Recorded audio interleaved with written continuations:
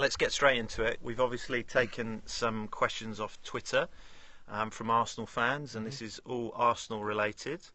So we'll just dive straight in with probably the question that all Arsenal fans are wondering at the moment, and this came from @smeagle_11. Who should Arsene Wenger sign this summer? I think the boy Dixon's looking quite good at the moment. What's the price? What's the price? Wouldn't that be great? Signing a new contract at Arsenal. Oh, dream on. Well, it is the topic of conversation at the moment amongst all my Arsenal friends, etc., about how they should improve and move on to the next level. And I think there's some obvious standout positions, and probably everybody's thinking the same thing. But I think to win the league, I think all the teams that challenge at the top over the years, and certainly the ones I've been involved in, have had a top-class, world-class goalkeeper. And Ospina's done well, there's no doubt about that, taking over from Szczesny, number one.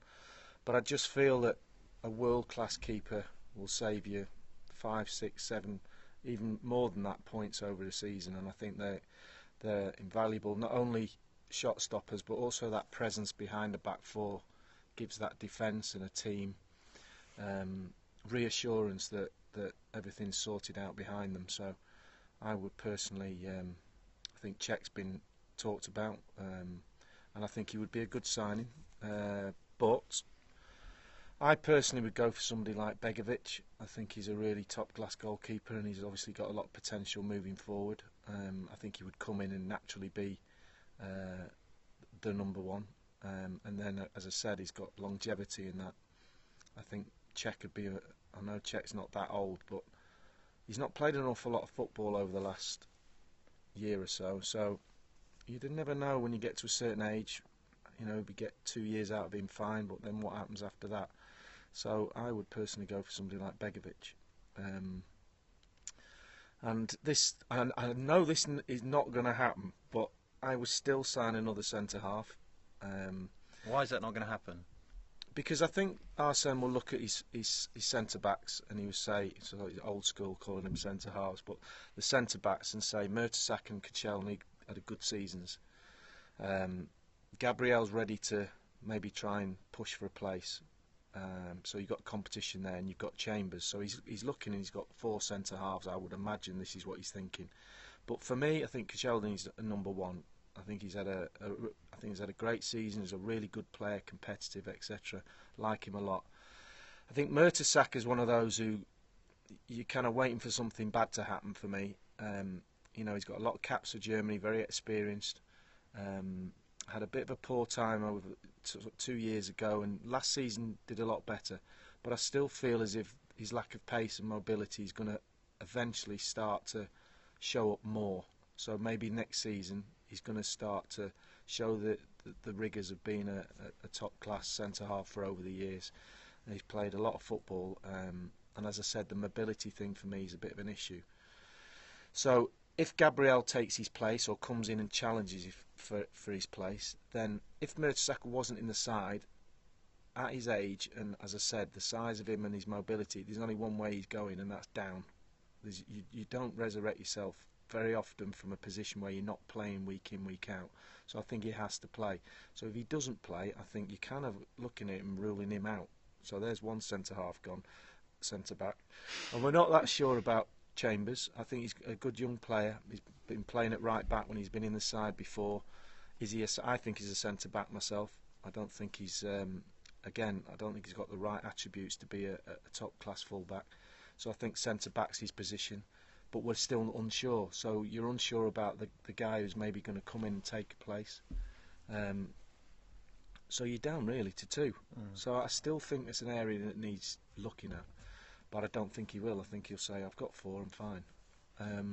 Just quickly, would that be the pot is not unlimitless, and would that potentially be a decision where Arsene thinks money is more needed in another area? He might recognise what you're saying, but go, actually, we need to spend it here. Absolutely. I think that's exactly what will happen. And I think he'll prioritise in different areas and go, no, that's fine, we've got 4. And all being well, that will be enough. But We know what the game. I'm trying to look at the squad and pick the ideal squad and make it money no object. We need another top class centre back, world class goalkeeper, and then you look at the midfield area. We've got abundance of similar type players that we don't need any more of, and we all know what they're like. You know, the smaller midfield players who are creative, etc. We've got lots of them, and they're all very, very good players. So we've not got a problem there. The one standout position is the defensive midfield area that Coquelin has been exceptional this season, no doubt about that. Big surprise to a lot of people, probably to himself, to be honest, because he's come in from on loan, got in the side and made it his own and done brilliantly well. But he's a player, he's not that young, but he's inexperienced in his head. And by that I mean that when things are going well, he does that sweeping up job, he'll put his foot in, he'll make strong challenges. He's done ever so well in that department. But when the game's going against him or the team and running away from you, that's where you need somebody who kind of knows what to do next. And I'm not sure he does because of that inexperience. And and we've all done it, when you start looking over your shoulder, needing a bit of help from somebody because you're not quite sure what to do next or how to stop the flow of the opposition getting the ball or putting you under pressure, that's where you need somebody else to go, no, this is what you do. You need a Patrick Vieira, and there's not many of them about, to say, no, they're doing this. Or you turn around and look at Tony Adams and say, 5 minutes, what do we do? And we change the way you play on the pitch. And all of that experience and everything comes from playing and playing and playing, and he hasn't played there that much. So when the game's going away from him, I think that's where we need somebody else alongside him or instead of him when things are going bad in the team. So I would go out and sign Schneiderlin tomorrow. I don't care how much he costs. I think he's perfect for us. Is there anyone else other than Schneiderlin that you I think Kondogbia, I think we saw last year his performances. I like him a lot as well. Maybe even ahead of Schneiderlin. I think he's a young player that would fill that role ideally. But you say, well, he's not that old. He's surely another Coquelin. So I think Schneiderlin's got a little bit more about him from an experience point of view. He seems more in command of the of the situation. So that would be the midfield area for me. And then and then we get a bit further up the pitch, and I go, we definitely need another striker. And yes, Theo's done well and come back into that position and scored some goals at the end of the season and looked sharp and come back from injury, and maybe we've got a new player on our hands here because of the recovery from the injury and the new enthusiasm if he signs a new contract and all of that, and I think that's a big plus for Arsenal. But is he a forward that can go in and play a whole season and score you 20, 25 goals? We don't know. So he's still unknown, and I think going into a Premier League season trying to win the league or challenge for the league, you need your unknowns to be 1 or 2, not 3 or 4. And I think that's the difference between Chelsea and the rest.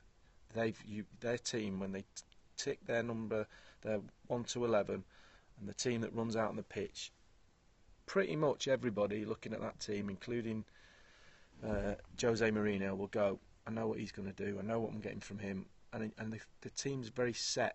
He plays up most of the same players every week, and that to the point of them looking tired in parts of the season. But that's the way he plays. I think he needs a bigger squad, and he will improve that squad this summer. But there's lots of tick boxes for me in Chelsea, and there's still a few unticked in the Arsenal team. So just going back to the striker position, Giroud and Welbeck, your thoughts on them? You still you say that Arsenal need to sign a striker. How do you see them fitting into all of it then? Well, I think it's very easy when you say, what do you need, and then you say something that people look at who you're saying and saying, oh, we need a striker. That immediately says that the strikers you've got are not good enough, and that's not the case. I think you have to look at it as a squad moving forward and challenging from the Premier League. And I think, and I've said for a few years, and I think Thierry has said stuff this year in the media about Giroud not being good enough, or he didn't actually say that. What he said was, and I agree with him, I really like Giroud. I think he's a a different centre forward than a lot in the Premier League. He gets different types of goals. He makes good runs in front of the defenders into that near post area. He's good in the air. He holds the ball up well. I think he's got all the attributes, but he's doing it on his own up front. And I know Arsenal play. You know, a lot of teams play with just one up front, and you say, well, you can't fit another one in. But there's times where you just need something a bit different, and I think Danny Welbeck's really got to step up to the plate this year. I know he's had some injury problems, and that's a case for a lot of players in his situation at Arsenal. We've had some injury worries, but I like Danny Welbeck. I think he'll run the channels all day for you. He will score goals. He's not prolific, we know that. So I think with him and Walcott and Giroud, you've got the basis of some. We always talk about Sanchez in isolation because he's just, if you could take a bit of him or a bit of what he's got in him, in his heart and inside his chest, and sort of pass it around everybody else, because he's an infectious character, and his work rate and his desire, you just see his desire, and that's why he's well loved by the Arsenal fans already. If you take all those players and you say but there's still something missing for me up top, and it's just that almost Tevez style, a little bit like Sanchez, but in a more centre forward position. I think somebody like Tevez would. I've always liked Tevez. I think he's a brilliant player, and he if ever he became available, and I was a manager, it's not going to happen by the way, but if ever I was a manager, he would be number one on my. He's got some off the field stuff going on all the time, but I just think, he's like Suarez. He's that infectious sort of character that will give you everything and make it really hard for defenders. Well, let's look at strikers in a little bit, because there's another good question on that.